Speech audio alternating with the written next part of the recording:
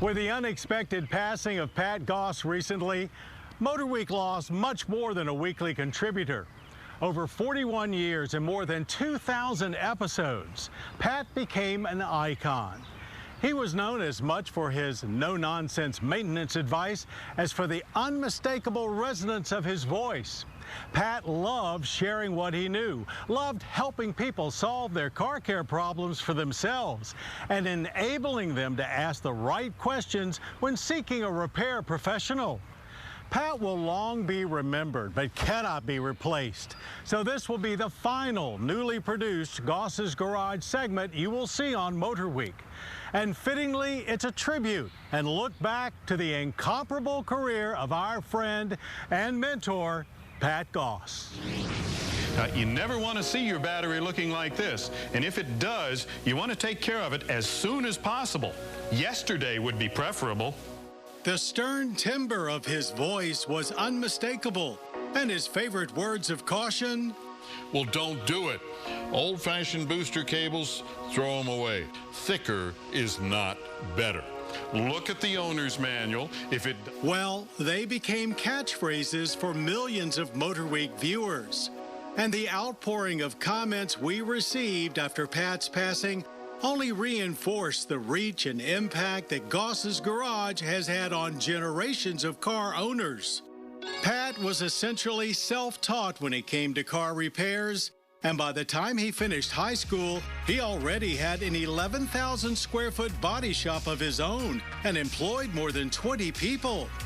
He moved from upstate New York to Maryland in 1966 and opened Pat's Golf and Diagnostics in the early 1970s.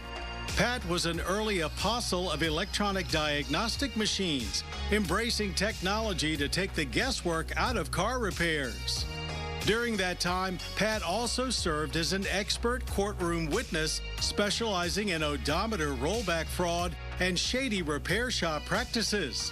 This led to appearances on news shows, 60 Minutes, and our own local series, Consumer Survival Kit. This in turn earned Pat a bit of fame, along with a reputation for unwavering honesty. And that made him a natural fit for our fledgling TV series when I knocked on his door in 1981. But remember that there are all kinds of crooks out there that would like to take your money and sell you something that sounds wonderful, but in reality doesn't work. But look out for the shop that tries to sell you four-wheel alignment right up front. There's no way that they know that you need it until it has been put on the alignment machine. Pat truly believed that an educated consumer was the best customer his repair shops could have. And he routinely read through mountains of trade journals and OEM service bulletins to keep himself on top of the latest auto repair issues and equipment. I appeared in the pilot episode, ironically wearing this old lab coat, in a segment called Motor Shop.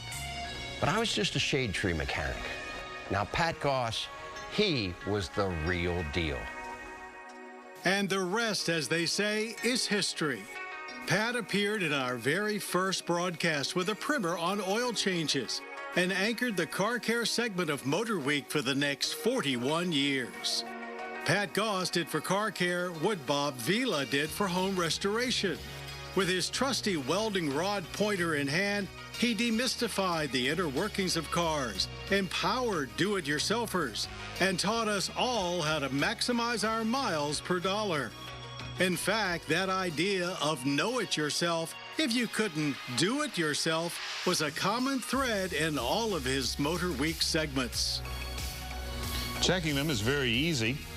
You can even do it yourself with a few simple tools and so on. But before you can do that, you have to have a little bit of an idea as to what the parts of the disc brake system are and how they work. With a flair for the dramatic and an eye for the unconventional, Pat always came up with new and interesting ways to make a point.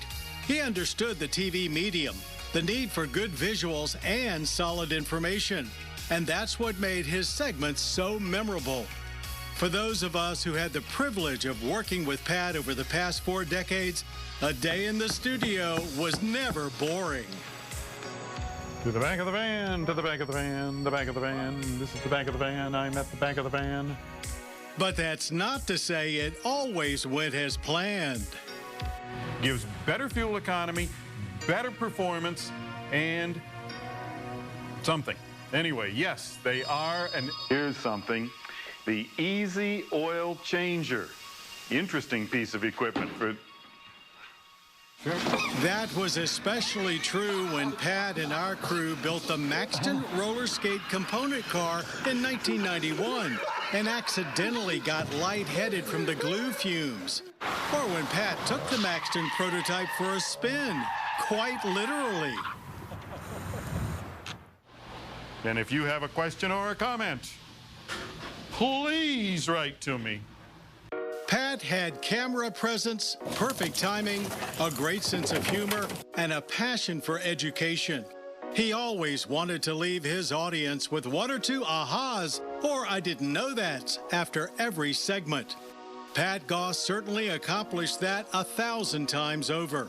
And despite the tremendous changes in cars over the past 41 years, from the first segment to the last, Pat's doctrine of basic routine maintenance still rings true. Thanks for everything, Pat. You will be missed, but never forgotten. Godspeed.